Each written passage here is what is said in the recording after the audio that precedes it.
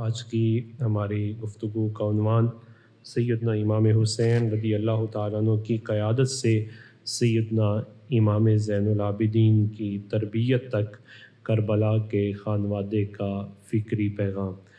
اس تناظر میں قرآن مجید فرقان حمید کی سورہ آل عمران کی آیت نمبر 200 یا ایھا الذین آمنوا، اے ایمان والو، اصبروا وصابروا ورابطوا واتقوا اللہ، اے ایمان والو خود بھی صبر کرو، پیشنٹ سے رہو، ٹالرنس کو نہ جانے دو، وصابروا اور دوسروں کے لیے اس پیشنٹ میں، اس ٹالرنس میں رول ماڈل بن جاؤ۔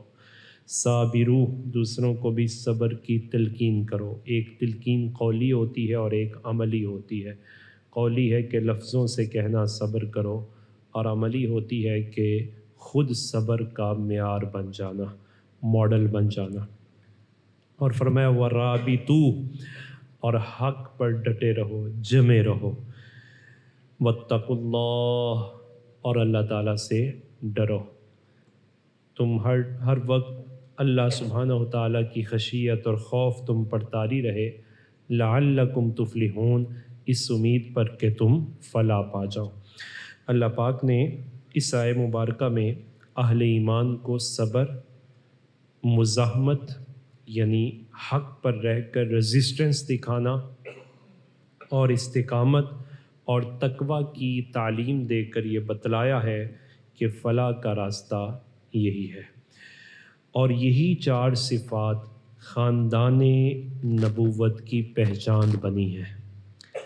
صابر بھی ان جیسا کوئی نہیں، صبر میں ماڈل بھی ان جیسا کوئی نہیں، استقامت بھی ان جیسی کسی کی نہیں، اور اس عالم میں بھی خشیت کا وہ معیار قائم کر گئے کہ جو قیامت تک ان کو سلام کا اور ان کو خراج کا ذریعہ بنتا رہے گا۔ نبی پاک صلی اللہ علیہ وسلم، آپ کے مناصب میں سے ایک اہم منصب یہ تھا جس کو خود آپ نے ارشاد فرمایا، انی بعثت لأتمم مکارم الاخلاق، کہ میری بعثت کے جو مقاصد ہیں، ہائر آبجیکٹس ہیں، پرپز ہیں، ان میں سے ایک بڑا یہ ہے کہ مجھے مکارم اخلاق، گڈ ڈیڈز، گڈ ہیبٹس، ان کو ڈیولپ کرنے کا ٹارگٹ دیا گیا ہے۔ انی بعثت، مجھے مبعوث ہی کیا گیا ہے کہ اتممہ، میں پورا کر دوں، کامل کر دوں، مکارم الاخلاق، کہ اخلاق کے جتنے بھی وصف ہیں ان کے ساتھ اپنی امت کو متصف کر دوں۔ تو نبی پاک صلی اللہ علیہ وسلم نے اپنی کوشش اور اپنی تربیت سے جس فقید المثال معاشرے اور خاندانی نظام کی بنیاد رکھی، اور پھر اس کی تکمیل فرمائی کہ اس کے نتیجے میں پوری انسانیت کو حسن عمل کا ابدی چشمہ میسر آیا ہے، اور آتا بھی کیوں نہ کہ جانے دو عالم تو خود فرما رہے ہیں، انما بعثت لأتمم مکارم الاخلاق۔ اور تربیت کی کیفیات یہ ہے کہ نبی پاک صلی اللہ علیہ وسلم کا یہ عظیم ورثہ ہے کہ جس کے شاہکار ایک طرف اصحاب رسول ہیں اور دوسری طرف اہل بیت اطہار ہیں، امہات المومنین ہیں، اولاد رسول صلی اللہ علیہ وسلم ہیں، جن کے ہم پلہ تو دور کی بات، ان کے گرد راہ تک رسائی بھی مشکل نظر آتی ہے۔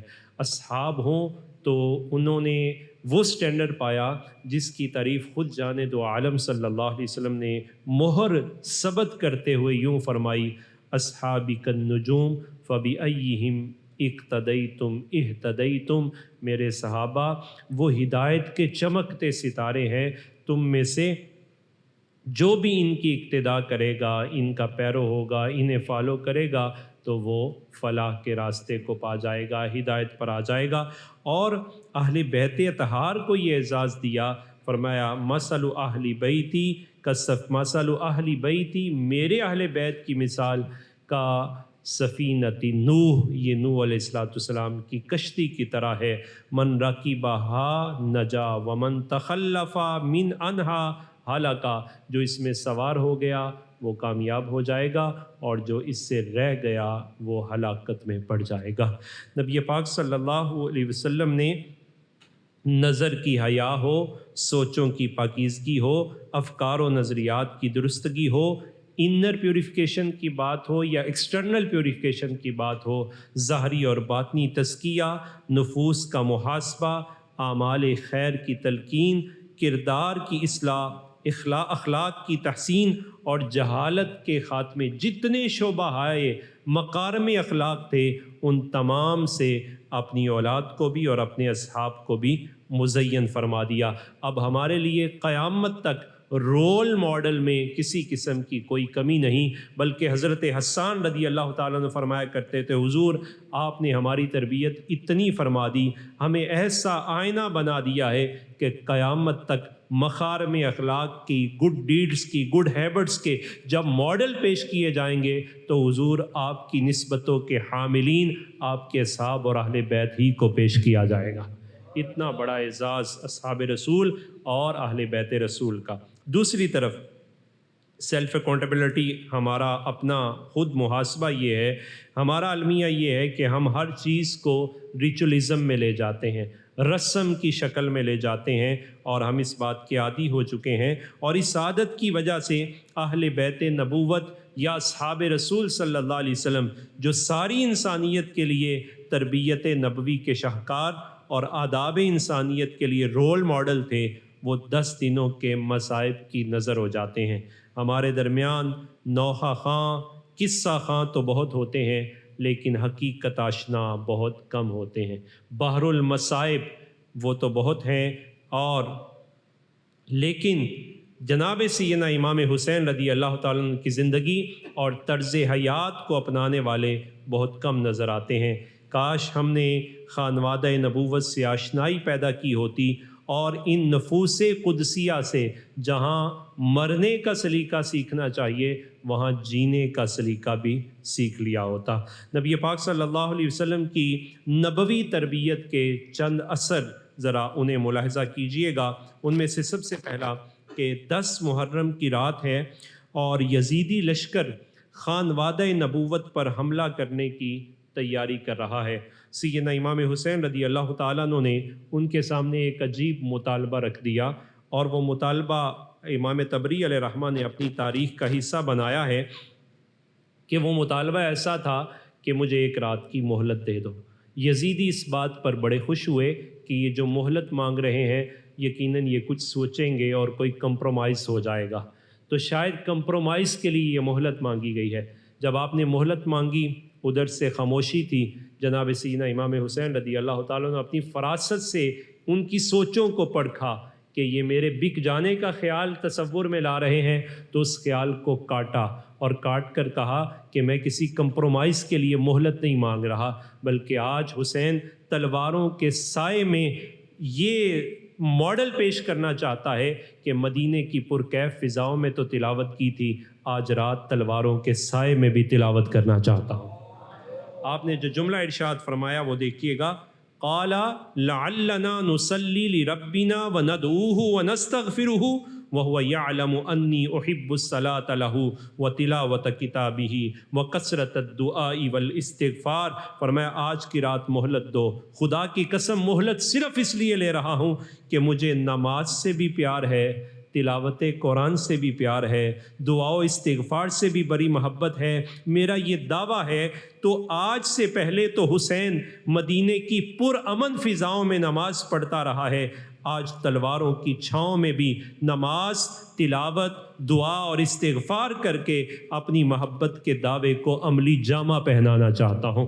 آپ نے پھر فرمایا کہ یہ میرے خاندان کا ماڈل میں تمہارے سامنے یہ رکھنا چاہتا ہوں کہ یہ قرآن کی محبت میں، شریعت محمدی صلی اللہ علیہ وسلم کی محبت میں صرف حالت رخصت میں نہیں، حالت مصیبت میں بھی اسی طرح جمے ہوئے ہیں، اسی طرح ڈٹے ہوئے ہیں، اور کوئی چیز ان کے پائے استقلال میں کسی بھی اعتبار سے لغزش نہیں لا سکی۔ پھر یزیدی راوی خود کہتے ہیں کہ ہم نے اس رات میں خیمے کے گرد آوازوں کو یوں سنا کہ جس طرح یہ شہد کی مکھیاں جب شہد کے چھتے میں آتی ہیں تو بن بناہٹ کی آواز آتی ہے. آج کی رات خیموں سے قرآن کی آواز یوں آ رہی تھی. جناب سیدنا امام حسین رضی اللہ تعالیٰ عنہ خانوادہ نبوت نے شب عاشور نماز اور تلاوت کر کے بتا دیا کہ وحشت بھی ہو، ظلم بھی ہو، 3 دن کی بھوک اور پیاس بھی ہو تو حسینی کا تعلق نہ قرآن سے ٹوٹتا ہے نہ نماز سے ٹوٹتا ہے. ہر ایک یہی فکر رکھتا ہے اور اپنے ماننے والوں کو یہ فکر دے رہا ہے کہ ہم سر تو کٹا دیں گے لیکن قرآن کو نہیں چھوڑیں گے. ظلم ہو، وحشت ہو، قرآن نہیں چھوڑا. اب تم سے سوال یہ ہے کہ تمہارے سر بھی سلامت ہیں، ماحول بھی پرامن ہے، بتلاؤ تو صحیح قرآن سے تمہارا رشتہ کیسا ہے؟ مجھے اور آپ کو اپنا محاسبہ کرنا چاہیے کہ جناب سیدنا امام حسین یہ متفقہ فیصلہ ہے کہ ان الحسین مصباح الہدی و سفینۃ النجاہ، کہ جناب امام حسین یہ ہدایت کا چراغ بھی ہیں اور نجات کی کشتی بھی ہیں. انہوں نے قرآن نہیں چھوڑا، حتیٰ کہ سر نیزے پہ چلا گیا، قرآن پھر بھی سنایا. لیکن ہم اپنی زندگی کو قرآن پاک سے اور اپنی نئی نسل کو قرآن پاک سے دور کر چکے ہیں. آئیے قرآن پاک سے جڑنے کا عہد کیجئے، چونکہ یہ واحد راستہ ہے جو بچوں کو حسینی بنا دیتا ہے. پھر جناب سیدنا امام حسین رضی اللہ تعالیٰ عنہ آپ کے کردار کی ایک اور کیفیت کو امام طبری علیہ رحمہ نے ہی اپنے تاریخ میں جناب سیدنا امام حسین رضی اللہ تعالیٰ عنہ کے کردار کی ایک جھلک جو اخلاقیات پر مبنی تھا، مورل ویلیوز جس کے اندر بیان کی گئیں، جو نبوی تربیت کا حسین مرقع تھی، اس کو بھی نقل کیا کہ جناب امام حسین نے خطبہ ارشاد فرمایا ایھا الناس من جادہ سادہ، کہ اگر تم میں سے کوئی شخص سردار بننا چاہتا ہے تو اسے سخی ہونا چاہیے، چونکہ سخی جو ہے وہی سردار بنتا ہے، دوسرا بندہ سردار نہیں ہو سکتا. فرمایا ومن بخیلا رازیلا، کہ جو بخیل کنجوس ہوا وہ ذلیل ہوا. وَإِنَّ أَجْوَدَ النَّاسِ مَنْ آتَى مَنْ لَا يَرْجُو، اور لوگوں میں سے سب سے سخی وہی ہے جو اسے بھی دیتا ہے جس سے واپس ملنے کی کوئی امید نہیں ہوتی. وَإِنَّ أَعْتَى النَّاسِ مَنْ عَفَا عِنْدَ قُدْرَةٍ، اور لوگوں میں سے سب سے بہتر دینے والا وہ ہے کہ جو قدرت رکھتے ہوئے، طاقت رکھتے ہوئے بدلہ نہیں لیتا، انتقام نہیں لیتا. فرمایا وَمَنْ تَعَجَّلَ لِأَخِيهِ خَيْرًا وَجَدَهُ إِذَا قَدِمَ عَلَيْهِ غَدًا، کہ جو اپنے بھائی کے لیے بھلائی میں جلدی چاہتا ہے، کل قیامت کے دن بھلائی اس کے لیے جلدی چاہے گی. فرمایا وَاعْلَمُوا، تم جان لو، ان حوائج الناس الیکم من نعم اللہ علیکم فلا تملوا فتحوروا نقما، تم جان لو لوگوں کی ضروریات جو تمہاری طرف ہیں، تمہارے دروازے پر اگر کوئی آتا ہے تو یہ اللہ تعالیٰ کا بہت بڑا انعام ہے. تم اس سے اکتاہٹ نہ اختیار کرو. اگر تم نے اکتاہٹ اختیار کی تو اللہ تعالیٰ جس نے تمہارا دروازہ دکھایا ہے وہ کسی اور کا دروازہ دکھا دے گا. اور پھر فرمایا وَاعْلَمُوا أَنَّ الْخَيْرَ مُقَصَّبٌ حَمَدًا وَمُعَقَّبٌ أَجْرًا، اور یہ بھی جان لو یہ جو بلائی ہوتی ہے یہی تعریف کو لے کے آتی ہے آج دنیا میں، اور کل قیامت کے دن یہ اجر کو لے کے آئے گی. ذرا ماڈرن وے میں اس خطبے کا محاسبہ اور سیلف آڈٹ اپنا بھی محاسبہ کیجئے کہ من جادہ سادہ، کہ سرداری کا سب کو شوق ہے لیکن سخاوت کون کرے گا؟ جناب سیدنا امام حسین رضی اللہ تعالیٰ عنہ کی سخاوت کی کیفیات کسی سے پنہا نہیں ہے، جسے کسی دروازے پر نہیں ملتا. انہوں نے گھر سے سیکھا ہی یہ تھا کہ ایک دن روزہ رکھیں تو افطار کے وقت فقیر آ جائے تو دے دیں، دوسرے دن پھر رکھیں پھر دے دیں، تیسرے دن پھر رکھیں پھر دے دیں. یہ وہ سخاوت کی تربیت تھی جو اس گھر سے ساری امت کو پیغام کے طور پر میسر آتی ہے. تو پھر جب سخاوت کا عالم یہ ہو تو انعام تو ملنا چاہیے نا. ان فاطمہ سیدۃ نساء اہل الجنہ وان الحسن والحسین سیدا شباب اہل الجنہ. دنیا تو رہی دنیا، فاطمہ کو جنتی عورتوں کی سرداری، حسن و حسین کو جنتی جوانوں کی سرداری عطا کر دی گئی.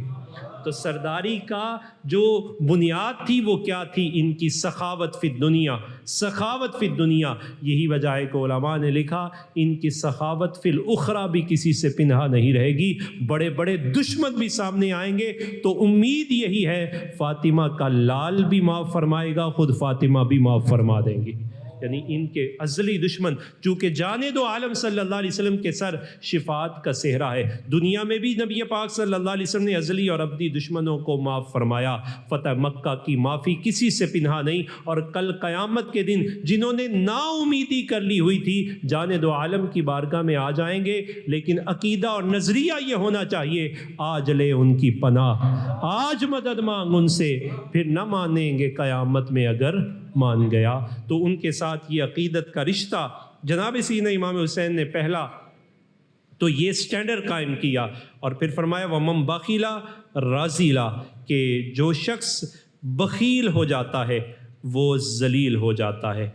پھر فرمایا وَإِنَّ أَجْوَدَ النَّاسِ، کہ لوگوں میں سے جو سخاوت کا سٹینڈرڈ اور معیار ہے وہ کیا ہے؟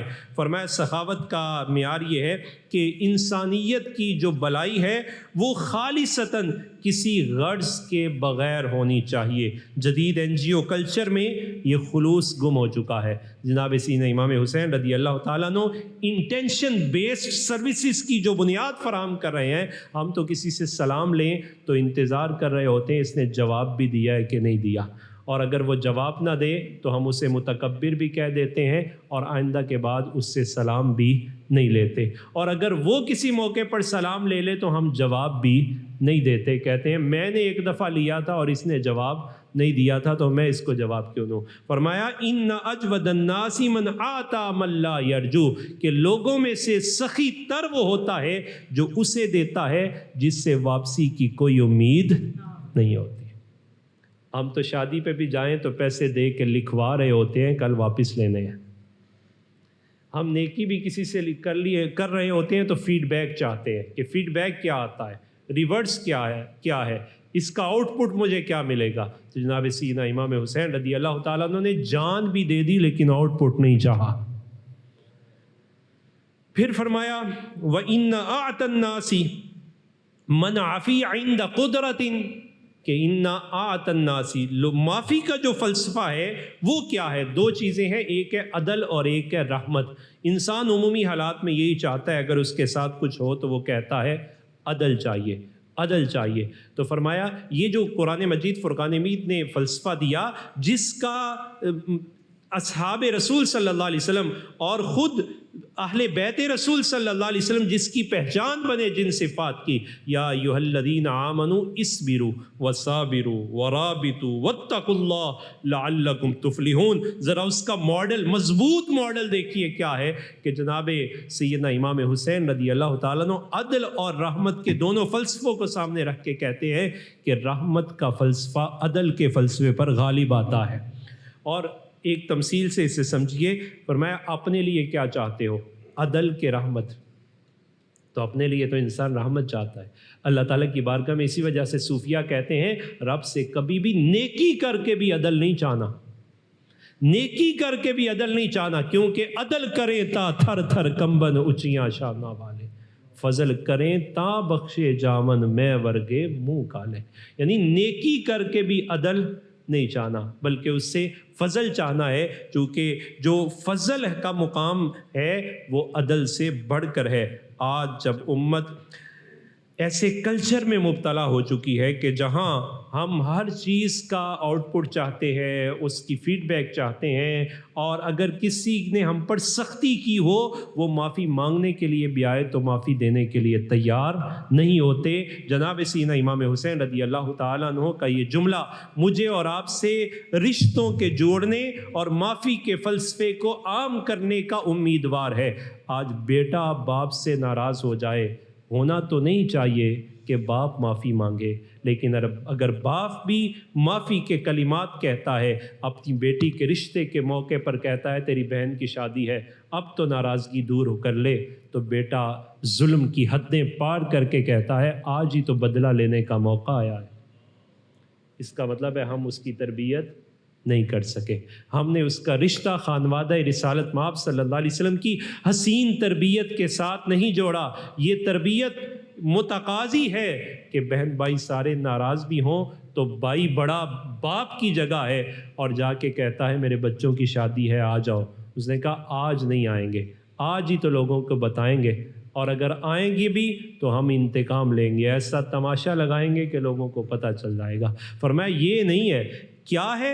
اِنَّا أَعْطَى النَّاسِ مَنْ عَفِيَ عِنْدَ قُدْرَةٍ، کہ لوگوں میں سے سب سے بڑا سخی وہ کہلاتا ہے کہ جس کو قدرت مل جائے، طاقت مل جائے، تو پھر وہ اللہ کی رضا کے لیے لوگوں کو معاف کر دیتا ہے۔ میرے اور آپ کے معاشرے کو، خاندانوں کو اس وقت معافی کی بہت زیادہ ضرورت ہے۔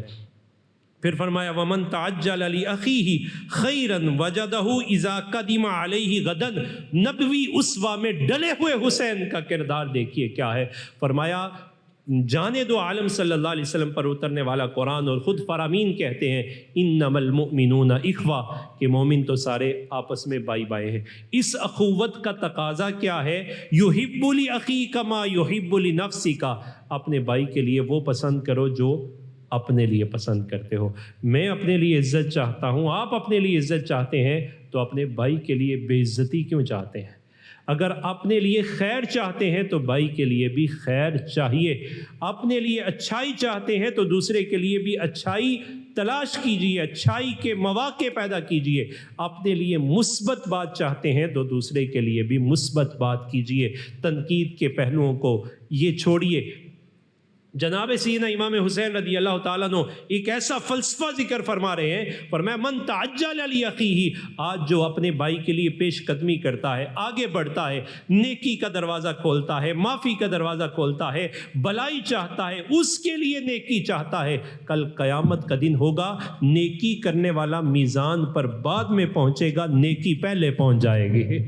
وہ نیکی پہنچ کر اس کا استقبال کرے گی۔ اور کتنے خوبصورت تناظر میں اس کو ذکر کیا، فرمایا من تعجل لأخیہ، جو اپنے بھائی کے لیے جلدی کرے گا خیرن بلائی کے، وجدہ اذا قدم علیہ غدن، تو وہ کل قیامت کے دن اس نیکی کو ترازو پر اپنے جانے سے پہلے پائے گا۔ تو یہ معافی کا صرف فلسفہ نہیں، جناب امام زین العابدین کا وہ کردار کس سے پنہا ہے کہ جب سارے حالات اور مصائب کی قسم پرسی میں دور دراز ایک جگہ خیمہ لگا لیتے ہیں، اور اس خیمے میں زین العابدین عابدین کی زینت، سید سجاد، سجدے میں اپنا مثل نہ رکھنے والی یہ شخصیت اللہ کی بندگی میں محو رہتی ہے، کہ دروازے پر اسی یزیدی لشکر کا ایک سپہ سالار یزید کی غصے کی تاب نہ لاتے ہوئے دروازے پر پہنچتا ہے، العطش العطش کی آوازیں نکالتا ہے، پیاسا ہوں پیاسا ہوں، دیکھا جاتا ہے شخص ہے، دیکھ کے پانی پلایا جاتا ہے، کہتا ہے پہننے کو کپڑے نہیں، دے دو، دے دیے جاتے ہیں۔ کہا دور دراز جانا چاہتا ہوں، سواری آپ کی کھڑی ہے، مل سکتی ہے؟ فرمایا لے لو سواری۔ اور وہ جان جاتا ہے کہ باہر جو شخص مجھے اتنا کچھ دے رہا ہے یہ تو زین العابدین ہے۔ نکلنے لگا تو قدم نے جانے کی اجازت نہ دی، پلٹ کے کہنے لگا اتنا کچھ دے رہے ہو، معاف کر رہے ہو، پانی پلایا ہے، اور پانی پلانے کے بعد لباس دیا ہے، سواری بھی دے رہے ہو، لگتا ہے مجھے جانتے نہیں۔ فرمایا تجھے بلایا نہیں جا سکتا، تجھے جانتا ہوں، تو وہی ہے کہ جو سپہ سالار تھا یزید کی فوج کا، کربلا میں مصائب ہم پر ڈھانے والا۔ تو کہا جانتے ہوئے بھی پھر یہ انعام، یہ معافی، اکرام، سواری بھی دے دی، خود بھی آباد میں ہو۔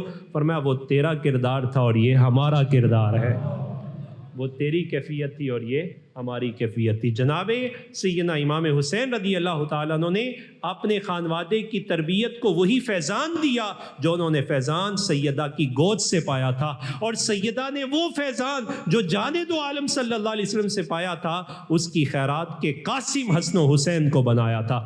بات سلو کی ہو، معافی کی ہو، بات سخاوت کی ہو، جن کیفیات کی بھی ہو، وہاں خانوادہ رسالت مآب صلی اللہ علیہ وسلم ہمیں نمایاں نظر آتا ہے۔ پھر فرمایا آج خدمت خلق کا جو فلسفہ ہے، آج کی دنیا کے اندر NGOs کا بول بالا ہے، ہر شخص یہ چاہتا ہے کہ میں خدمت خلق کے اندر، سوشل ویلفیئر کے اندر اپنا کوئی حصہ ملاؤں۔ اس کے لیے سٹینڈرڈ کیا قائم کیا ہے؟ فرمایا اے خدمت خلق میں آنے والو، ذرا اس طرف بھی توجہ کرو، وَاعْلَمُوا أَنَّ حَوَائِجَ النَّاسِ إِلَيْكُمْ مِن نِعَمِ اللَّهِ عَلَيْكُمْ۔ یہ جو تمہارے دروازے پر کوئی آتا ہے نا، اسے اللہ تعالیٰ کا انعام سمجھو، بوجھ یا احسان نہ سمجھو۔ اگر تم نے بوجھ یا احسان سمجھا اور اکتاہٹ کا شکار ہو گئے، ایسے کلمات کہہ دیے جس نے کسی کے قلب کو ٹیز کر دیا، اسے چھلنی کیا، تو فرمایا ہوگا کیا؟ تملو، تم اس سے اکتاہٹ کا شکار ہوئے نا، تو یہ اللہ کا انعام تھا، اللہ یہ انعام تم سے چھین لے گا۔ فتحفروا نقما، جس نے تمہارا دروازہ دکھایا تھا وہ کسی اور کا دروازہ اسے دکھا دے گا۔ لہٰذا کسی بھی عالم میں قریبی رشتہ دار کسی بھی اعتبار سے دروازے پر آتے ہیں تو اسے اللہ کا انعام سمجھا جائے، اور کچھ نہیں دے سکتے تو کم از کم اچھے الفاظ تو دیے جا سکتے ہیں۔ بلکہ صوفیاء نے فرمایا کچھ نہیں دے سکتے، وہ اتنا بڑا خزانہ تیرے پاس ہے، دعا تو دے دیا کرنا، دعا تو دیا کر۔ اور ہم اس کو سخت جملے دیتے ہیں، کرخت لہجہ دیتے ہیں، اسے ظاہری اور باطنی اعتبار سے ٹیز کرتے ہیں۔ یہ وتیرہ حسین سے محبت کرنے والوں کا نہیں، انہیں جچتا نہیں ہے۔ پھر فرمایا کہ وَاعْلَمُوا أَنَّ الْخَيْرَ مُقَصَّبٌ حَمَدًا وَمُعَقَّبٌ عَجَرًا۔ آج جگہ جگہ کام نہ بھی کیا ہو تو نام چاہتے ہیں۔ کریڈٹیریا کی ایک بیماری ہے جو مستقل ہم سب کو لگی ہوئی ہے، اکثریت مبتلا ہے، میں نے کیا ہے، میں نے کیا ہے۔ فرمایا کام کرنے پر کریڈٹ تو لیا جا سکتا ہے، لیکن اللہ کے ہاں تعریف بندے کو نہیں ملتی۔ تعریف اللہ کے ہاں لینا چاہتے ہو تو اچھے کام کرو۔ اچھے کام وہ ہیں جو دنیا میں فرشتوں، زمین والوں نہیں، فرشتوں کی تعریف کا سبب بن جاتے ہیں، اور صرف دنیا میں تعریف نہیں بلکہ آخرت میں اجر کا باعث بن جاتے ہیں، اور انسان اللہ تعالیٰ کے اجر کا مستحق ہوتا ہے۔ اس پورے خطبے کا خلاصہ یہی ہے کہ آج ظلم ہے، لالچ ہے، شہرت ہے، خود غرضی ہے اور بے رحمی ہے، یہ معاشرے کو دیمک کی طرح چاٹ رہی ہے۔ حضرت امام حسین رضی اللہ تعالیٰ عنہ کا کردار ہمیں سکھاتا ہے، عدل نہیں، ذرا رحمت بھی تو کر کے دیکھو۔ اپنے لیے خالص چاہتے ہو، دوسروں کو بھی تو خلوص دے کے دیکھو۔ معافی کو عام کرو، بائی کی خبر لو، اور خدمت کو بوجھ نہیں اللہ کا انعام سمجھو۔ یہ سیدنا امام حسین رضی اللہ تعالیٰ عنہ کی کیفیات ہیں۔ اب خانوادہ رسالت مآب میں خواتین کی کیفیات کیا ہیں؟ علم و فضل اور فصاحت و بلاغت میں جناب سیدہ زینب رضی اللہ تعالیٰ عنہ وہ وراثت فاطمی کا کثیر حصہ پاتی ہیں۔ حضرت عبداللہ بن عباس رضی اللہ تعالیٰ عنہ جنہیں حبر الامہ کہا جاتا ہے، آپ کا تعارف اس انداز میں کرواتے ہیں، حدثتنا عقیلۃ بن بنی ہاشم، کہ میں نے اپنے دور کی سب سے زیادہ عقل مند خاتون زینب بنت علی سے یہ حدیث سنی ہے جو تمہیں سنا رہا ہوں۔ اتنا بڑا تعارف جناب زینب کا۔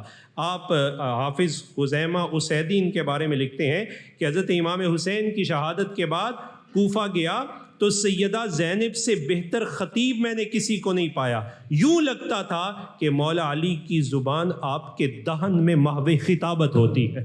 اور جناب سیدہ زینب رضی اللہ تعالی عنہ ایسی شیر دل خاتون تھی کہ ایوان اقتدار میں ایسے جملے ارشاد فرماتی کہ ایوان اقتدار لرزہ برندام ہو جاتا۔